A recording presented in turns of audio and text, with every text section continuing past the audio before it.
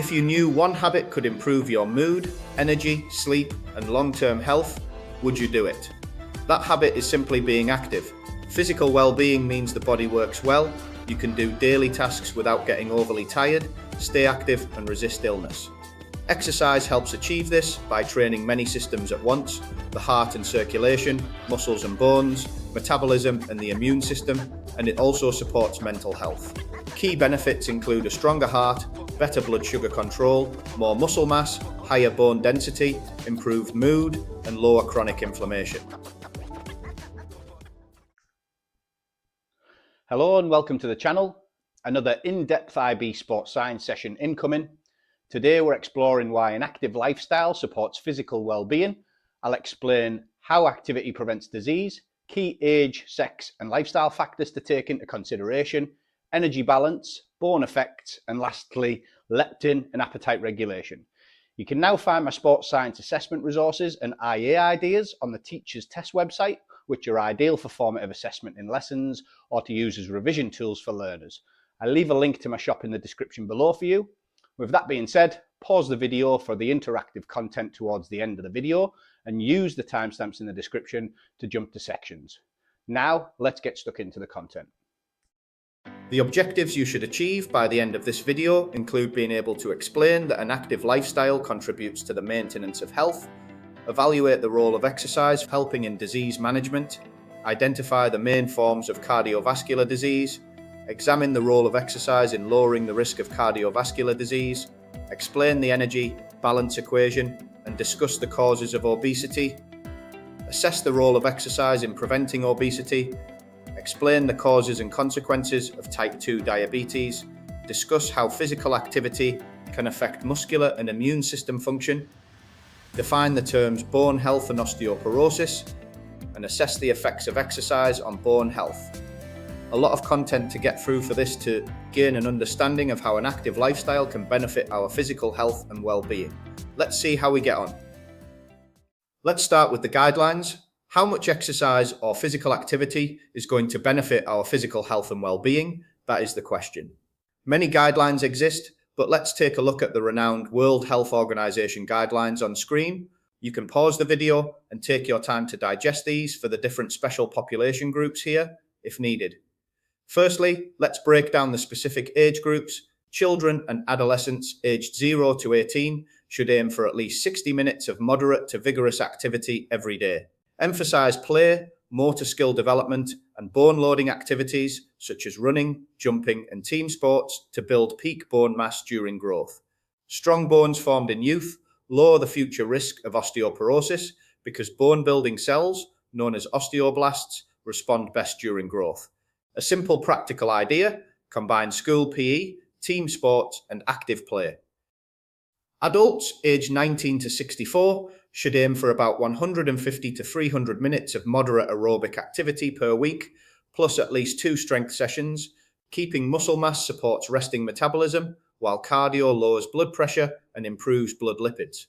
A simple plan: 3 aerobic sessions, including runs, cycles, brisk walks, plus 2 resistance workouts each week, would be a solid place to start. Older adults, age 65 plus, have the same aerobic target. About 150 minutes per week applies, but prioritize balance, flexibility, and resistance training to preserve muscle, bone, and reduce falls. Choose low-impact options like walking, swimming, or Tai Chi if needed, but include progressive resistance work to stimulate muscle and bone maintenance. Even later in life, strength training helps reduce sarcopenia and supports independence, which is crucial for prolonging physical health. Consuming calories is a huge factor when considering lifestyle and its impact on physical well-being, which is why we need to be mindful of our calorie consumption and energy requirements to ensure balance. Energy balance is simple: calories in from food versus calories out for basal metabolism, digestion, and activity. Imagine a set of traditional scales here, with those factors on either side to maintain the balance. Being active raises energy expenditure and helps prevent weight gain when matched with sensible eating.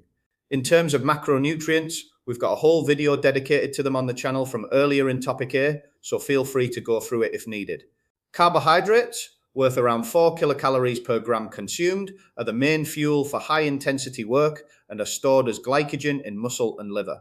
For sessions over about 60 to 90 minutes, use on-exercise carbohydrate, about 30 to 60 grams per hour, and post-exercise carbs to refill glycogen stores. Protein, worth around 4 kilocalories per gram consumed, is needed for repair and muscle growth. Aim for about 20 to 30 grams of high-quality protein after sessions and spread protein across the day to support recovery.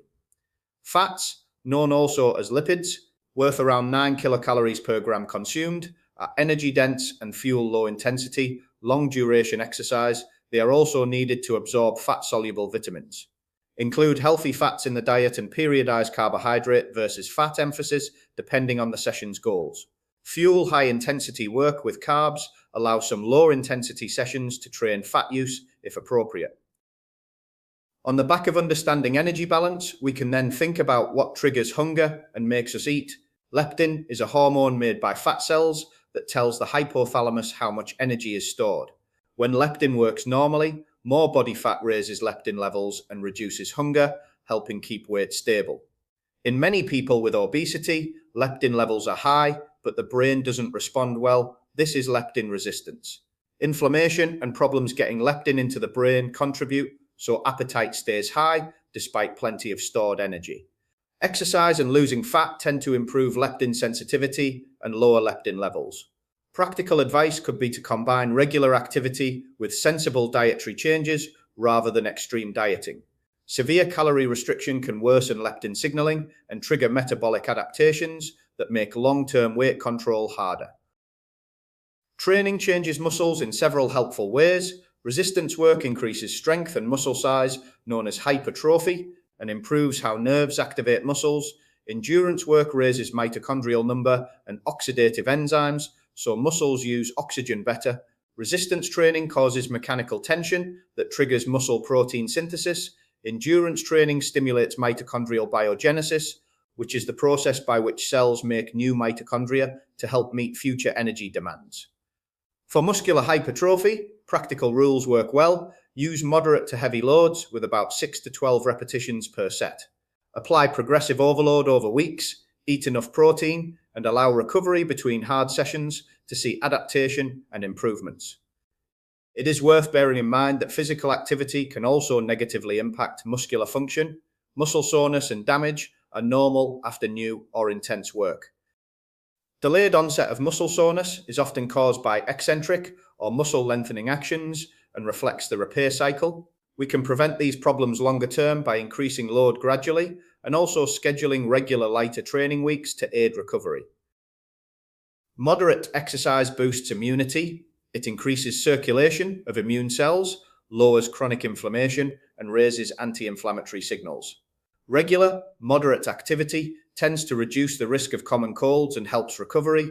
Very heavy or sudden increases in intense training can temporarily suppress immunity.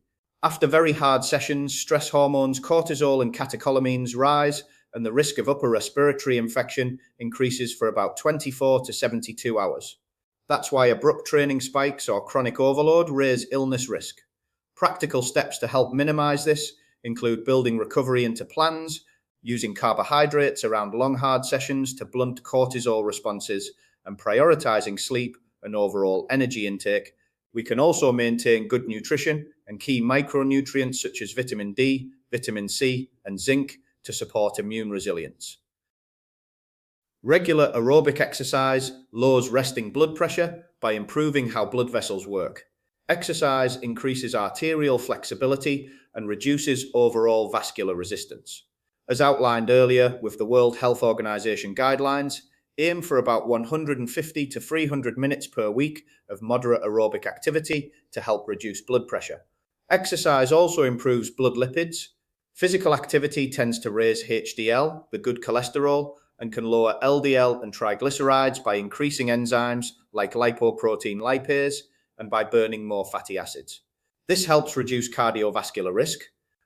Muscle contractions during exercise move glucose into cells by putting GLUT4 transporters on the muscle membrane, a process that works even without insulin. Regular aerobic and resistance training therefore improve insulin sensitivity. Practically, 30 to 60 minutes of moderate exercise most days helps blood sugar control, and resistance training builds muscle mass that improves daily glucose disposal. Together, these effects lower diabetes and heart disease risk. When people are inactive and eat more calories than they burn, they gain weight and often store fat inside the abdomen, known as visceral fat. Visceral fat releases inflammatory molecules that raise chronic low-grade inflammation. This inflammation helps cause insulin resistance and contributes to artery disease. Practical actions to counteract this include combining a healthier diet and regular exercise. We should reduce calorie intake while keeping or building muscle with resistance training, so weight loss spares lean mass. Use behavior change techniques such as goal setting, planning, social support, and community programs to tackle barriers such as cost, time, and access. These combined steps will help lower visceral fat, reduce inflammation, and improve metabolic health. Bone adapts to the forces placed on it. That idea is Wolff's Law. When bone is strained by impact or heavy loading, osteocytes sense the strain and signal osteoblasts to build more bone, increasing bone mineral density. Exercises that load the skeleton, weight-bearing impact plyometrics, and progressive resistance are therefore osteogenic and beneficial for longer-term physical health. Now we've reached the interactive section of the video. We'll take a look at a hypothetical scenario for incorporating an active lifestyle to benefit physical health and well-being. Let's get into it. In this scenario, you are the designated qualified fitness instructor who has been approached by a HR manager of a large technology company with over 500 employees. She is concerned with the health statistics and productivity of their staff based on annual assessments. She is looking for them to become a lot less sedentary, improve their cardiovascular health and energy levels at work, whilst making sustainable lifestyle changes. The main constraints are time limitations for training at work during break times, space available, budget for equipment, and some participation barriers. Your task is to design a comprehensive lifestyle program to meet employee needs and develop recommendations that demonstrate how an active lifestyle supports physical well-being across different employee populations and work environments. Let's take a look at the scenario specifics and the relevant data. Pause the video as it appears on screen. Construct your solutions and suggestions now. Possible solutions and suggestions for this scenario can be seen on screen. This includes the immediate workplace integration to reduce sedentary behavior, progressive health improvements, long-term lifestyle integration, whilst allowing for age and individual considerations. We can then see the evidence-based health benefits and implementation timeline on the right-hand side of the screen. As a result of the lifestyle program, we would expect to see a 15 to 25% reduction in healthcare costs, 20% improvement in productivity scores, and 30% decrease in absenteeism from work. If you came close to this with your suggestions and solutions, well done. Let's move on to some formative assessment and exam technique. In this section, we'll have a go at some quick-fire multi-choice questions based on the active lifestyle and well-being content, which may appear in paper 1A. Pause the video here, have a go and see how you get on. Let's take a look at the mark scheme so you can self-assess.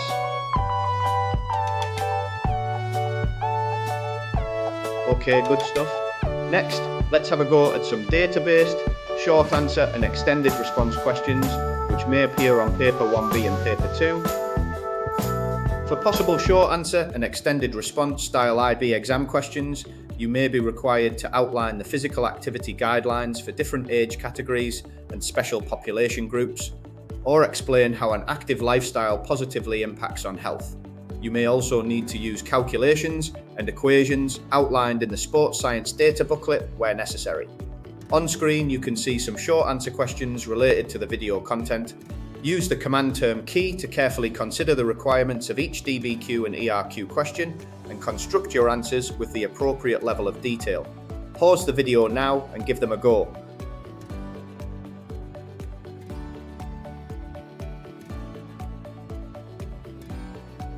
Now let's take a look at the answers and see how you performed. Take a moment to pause the video here to reflect and self-assess. Longer is the end of the content for how an active lifestyle supports well-being. We can finish by thinking about the following linking questions from the course guide between what we have covered in this video, topic A and topic C. A.3.2.1, how might dietary intake impact perceived exertion and mental health? And also C, 4.2, how might exercise be part of a coping strategy for a pregnant or menopausal sports person? If you found the active lifestyle and well-being subtopic interesting, you may wish to pursue a scientific investigation in this area.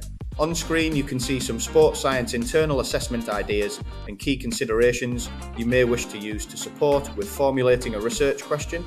To summarize, an active lifestyle delivers cardiovascular, muscular, skeletal, metabolic, and immune benefits. Age, sex, lifestyle, and genetic factors influence responses. Energy balance is the foundation for weight control. Exercise raises energy expenditure and improves insulin sensitivity and lipid profiles. Leptin and appetite regulation link adiposity and energy homeostasis, whilst exercise improves leptin sensitivity. Weight bearing and resistance training drive bone health. Moderate exercise enhances immunity, whilst excessive training without adequate recovery suppresses it. If you're curious to better understand your general health and well-being, I hope you gained some value from the video today and now have some practical tools to guide your health in the right direction. Hopefully, today's approach can support many more people holistically beyond the channel focus of IB Sports Science. If you agree, and if you wouldn't mind, please do spread the word to get your like-minded colleagues and friends to subscribe. Stay tuned for the next video where we'll look at a piece of higher level content for A.3, which includes the considerations which we need to take when prescribing exercise for health and performance.